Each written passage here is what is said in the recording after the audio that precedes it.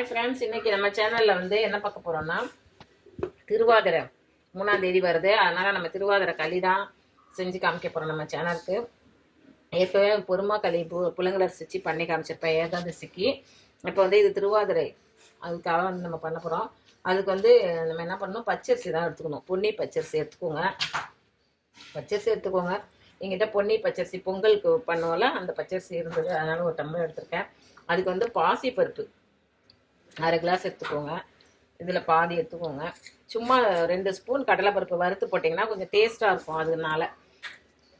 அதுக்கப்புறம் வந்து தேங்காய் வந்து தேவையான அளவு நான் கீரி வச்சுருக்கேன். தேங்காய் உடச்சி கீரி வச்சுருக்கேன், அதனால் இவ்வளவும் போட மாட்டேன், கொஞ்சம் எடுத்துப்பேன். அதுக்கப்புறம் வந்து ஏலக்காய் பொடி எடுத்துருக்கோம். அச்சு வெல்லம் தான் எடுத்திருக்கேன். இதில் வந்து ஒரு 4 அச்சு எடுத்திருக்கேன். தேவையான அளவு போட்டுக்கலானே. இதில் கொஞ்சோண்டு இந்த உருண்டை வெல்லம் ஒரு 2 ஸ்பூன் கிடக்கு, அதையும் சேர்த்து வச்சுருக்கேன். இது மன்னார்குடியில் வாங்கின இந்த வெல்லம், அச்சு வெல்லம். இப்போ நல்லாயிருக்கும், ஃப்ரெஷ்ஷாக பொங்கலுக்கு வர அச்சு வெல்லம் ரொம்ப நல்லாயிருக்கும் இப்போல்லாம். அதில் அதுக்கப்புறம் வந்து முந்திரி திராட்சை எடுத்து வச்சுருக்கேன். இது கொஞ்சம் நெய் தாளித்து விட போகிறோம். இவ்வளோ தான் ஃப்ரெண்ட்ஸ் இருக்குது. இது கொஞ்சோண்டு நீங்கள் தேங்காய் எண்ணெய் விட்டு கூட நீங்கள் பண்ணலாம். நான் கொஞ்சம் நெய் போட்டு தாளிச்சுக்க போகிறேன். இப்போ முதல்ல இதை வறுத்து நம்ம பொடி பண்ணிக்கணும் மிக்சியில். இது வந்து நைஸாக அரைச்சிக்க வேண்டாம், குறைன்னு 3மே வறுக்கணும். இப்போ அரிசியை வறுத்துடலாம், எப்படி செய்கிறதுன்னு பார்ப்போம். இப்போ இதில் அரிசியை நம்ம போட்டுக்கலாம். அரிசியை நல்லா வறுத்து எடுத்துக்குவோம்.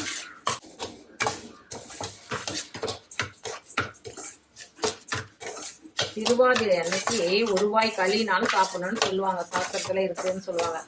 அதனால கோயிலுக்கு போயிட்டு வருவாங்க காலையிலேயே, மார்கழி இதுக்கெல்லாம். அதுவும் திருப்பாவை திருவம்பாவை டெய்லி படிக்கிறது இதெல்லாம். அதனால திருவாதிரை அன்னைக்கு கொஞ்சோண்டு களி கிண்டி நம்ம வந்து சாமிக்கு நைவேத்தியம் பண்ணுறது ரொம்ப நல்லது.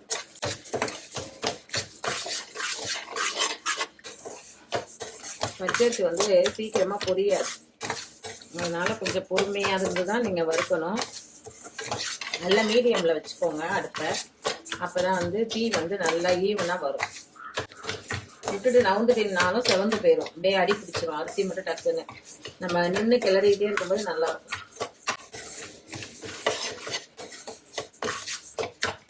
நம்ம சேனலில் நிறைய பெண்டிங் வச்சுருக்கேன், இன்னும் போட முடியல. இப்போ எடுத்தாலும் எடிட் பண்ணி போட முடியல அவங்களுக்கு, பாப்பா பெரியவங்களுக்கு. அதனால தான் உங்களுக்கு இந்த மாவு வந்து அரைச்சி காமிக்கிறதுல சிறுதானியம் வெரைட்டிலாம் காமிக்கிறேன்னு சொல்லியிருந்தேன். இன்னும் அதுவும் பண்ணலை. ஊறுகாய் வகைகளில் இப்போ தான் 2 வகை பண்ண ஆரம்பிச்சிருக்கோம். இப்போ இனிமேல் வடு மாங்காய்லாம் வந்துச்சுன்னா நம்ம நீர் வடுவு எப்படி போடுறது, மாங்காய் ரெசிபிஸ்லாம் ஊறுகாய் ரெசிபிஸ்லாம் கொண்டு வரேன். நம்ம சேனலில் வடகம் வந்து தாளிப்பு வடகம் வந்து எப்படி செய்யறதுன்னு போட்டிருக்கேன்.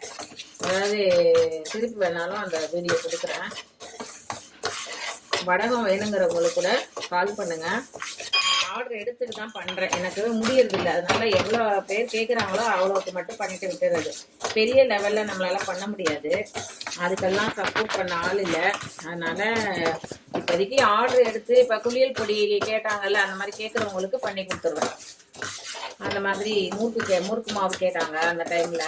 இப்போ கிறிஸ்மஸ் கொஞ்சம் முறுக்கு ஆர்டர் மாவு கேட்டாங்க, அதிரச மாவு, அந்த மாதிரி கேட்குறவங்களுக்கு மட்டும் நான் பண்ணி கொடுக்குறது. இதை எடுத்து நடத்துறதுக்கு நம்ம வீட்டு சைடு ஆள் கிடையாது. அதனால வந்து இது எனக்கு தெரியும் அப்படிங்கிறத கொஞ்சம் பிஸ்னஸாக இருக்கிறவங்கலாம் கொஞ்சம் நீங்கள் பண்ணி கொடுங்க ஆண்டி அப்படின்னு சொல்கிறாங்கன்ட்டு பண்ணி கொடுக்குறேன். இந்த பாருங்க நல்லா செவந்து வந்துகிட்டே இருக்கு பாருங்க. இந்த மாதிரி பச்சரிசி வந்து புழுங்கலரிசி வறுத்தோம்ல, அந்த மாதிரி புரியாது. இது இப்படியே பொரிஞ்சே காட்டாது, அப்படியே இந்த பாருங்க இப்படிதான் காட்டும். வாசனையை வச்சு அந்த கலர் மாறாத வச்சு தான் நீங்கள் எடுத்துக்கணும். ஆனால் வறுத்துட்டு தான் பண்ணணும். பச்சரிசியை வந்து அப்படியே பண்ண முடியாது, வறுத்துட்டு பண்ணிங்கன்னா நல்லா கையில் வந்து பசையாக ஒட்டாது. அதுக்காக தான் நம்ம என்ன பண்ணுறது, களி வந்து வறுத்துட்டு பண்ணுறோம்.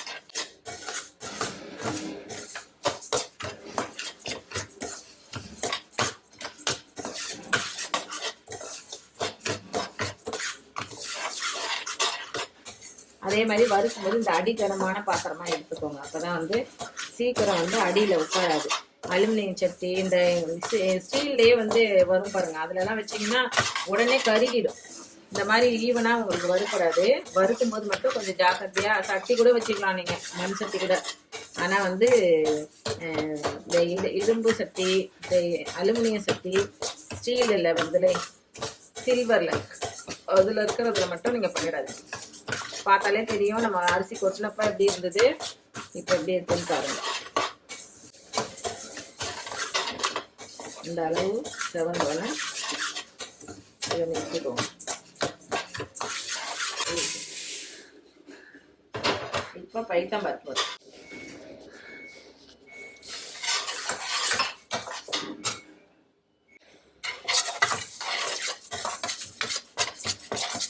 இதில் கடலைப்பருப்பு போட்டுக்கோங்க. ரெண்டுமே சேர்ந்து வறுக்கணும். இந்த அளவு கடலைப்பருப்பு செவந்தோடனே ரெண்டுமே ஒன்றா போட்டுக்கோங்க. இப்போ வந்து இந்த டம்ளரில் தான் அரிசி நம்ம எடுத்துருக்கோம். அதனால் இதில் எப்படியும் உங்களுக்கு 5 டம்ளர் தண்ணி தேவைப்படும் நமக்கு. அதனால் என்ன பண்ணுறீங்க, முதல்ல வந்து இதில் 4 டம்ளர் நம்ம ஊற்றிக்கலாம். பத்தலைன்னா 5 டம்ளர், 5ஆவது டம்ளர். அரிசியை பொறுத்து இந்த அரிசி அதுக்கு வந்து நம்ம பெருமாள் களி பண்ணும்போது 2.5 டம்ளர் தண்ணி தான் ஊற்றணும். இதுக்கு வந்து 5 டம்ளர் தேவைப்படும் நார்மலாக. இப்போ 4 ஊற்றிக்குவோம், பத்தலைன்னா நம்ம 1 ஊற்றிக்கலாம்.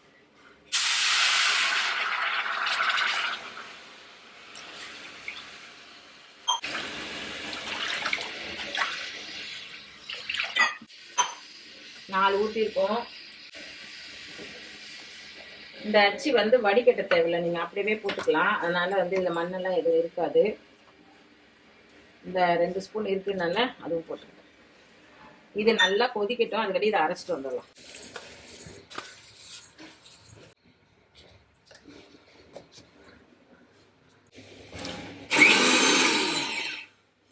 இதை ரொம்ப நைஸாக அரைச்சிக்க வேண்டாம். இந்த பாருங்க, இந்த அளவு கொஞ்சம் ரவை பதத்துக்கே அடிச்சுக்கோங்க.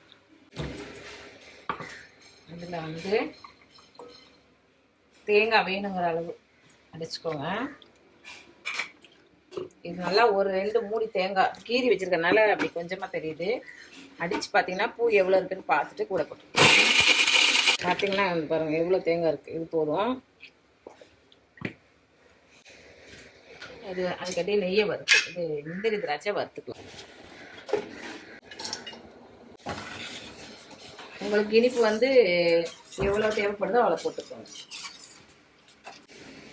நல்லா கொதிக்கட்டும்.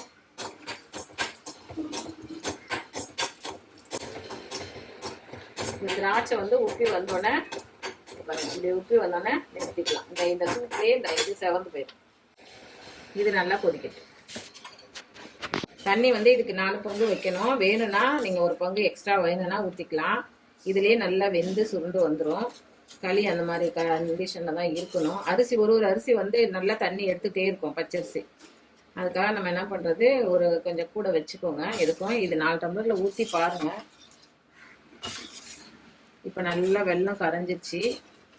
இப்போ தண்ணி கொதிக்கிறதும் பாருங்கள், கொதிக்குது. இப்போ இந்த ஸ்டேஜில் நம்ம வந்து கட்டி விடுவாமல் கிண்டோம்னா கொஞ்சம் கொஞ்சமாக போட்டுகிட்டே கிண்டிகிட்டே வந்துடலாம்.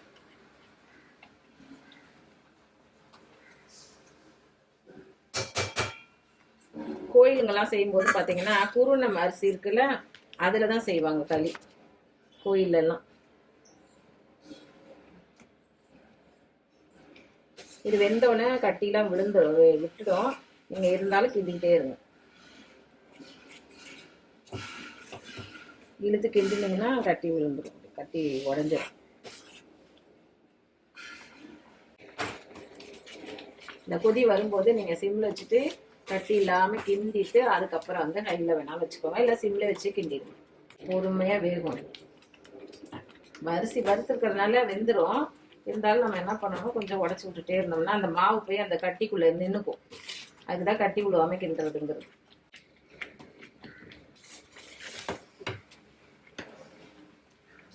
உடைக்கவும் உடஞ்சிருச்சு பாருங்க. கொஞ்சம்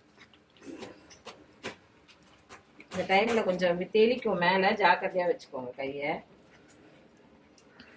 இந்த அளவுக்கு ஒரா கிண்டி எடுத்துக்கோங்க. இப்போ ஏலக்காய் பொடி போட்டுக்கலாம். பார்த்தாலே தெரியும், குருணை கொஞ்சம் தெரியும். அது இந்த தண்ணி சுண்டவும் அதுவும் வெந்து வந்துடும். ஏலக்காய் பொடி போட்டுக்கோங்க.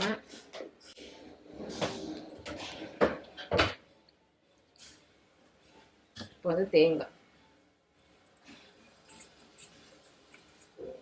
தண்ணி, இந்த 4 பங்கு தண்ணி போதும். உங்களுக்கு வேணும்னா ஊற்றலான்னு பார்த்தேன், தண்ணி இதுவே கரெக்டாக இருக்கு. நீங்கள் தேங்காய் வந்து கீரியும் போட்டுக்கலாம், துருவியும் போட்டுக்கலாம். இப்போ நின்றுக்கிட்டு திருவ முடியலன்னு சொல்லிட்டு மிக்சியில் போட்டு அடி வச்சு கீறிட்டு, அதுதான் ஓவராக. நீங்கள் கடலைப்பருப்பு வேணான்னா அவாய்ட் பண்ணிக்கலாம். வெறும் பச்சரிசியும் பாசிப்பருப்பும் தான் திருவாதிரை களிக்கு பண்ணுவாங்க. நான் தான் என்ன பண்ணேன், கொஞ்சம் வந்து பச்சை தூள் இது கடலைப்பருப்பு சேர்த்துருக்கேன். டேஸ்ட் கொஞ்சம் நல்லாயிருக்கும் அப்படின்னு. கொஞ்சம் நெய் போட்டுக்கோங்க.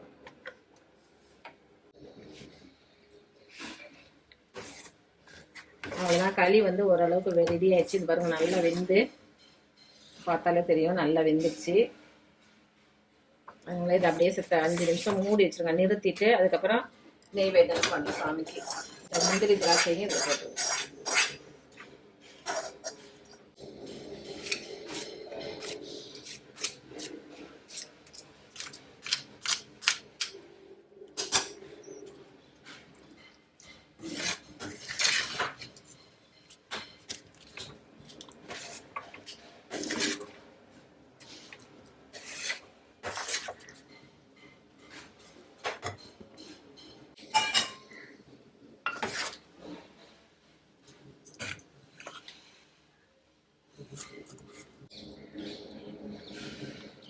நெய் பார்த்துட்டு ஊற்றிக்கோங்க, ரொம்ப தேவைப்படாது. அவ்வளோதான் ஃப்ரெண்ட்ஸ், திருவாதிரை களி நமக்கு ரெடி ஆயிடுச்சு. நெய், எண்ணெய், இது தேங்காய் எண்ணெய் இதெல்லாம் உங்கள் இஷ்டம் தான், நீங்கள் போட்டுக்கலாம். இனிப்பும் உங்கள் இஷ்டம் தான். இது சாமிக்காக எடுத்துட்டேன் கிண்ணத்தில். இப்போ நம்ம சாமிக்கு படைச்சிடலாம். இவ்வளோதான் ஃப்ரெண்ட்ஸ், நீங்களும் ஒரு தடவை இது மாதிரி பண்ணி பாருங்கள். Okay, thank you.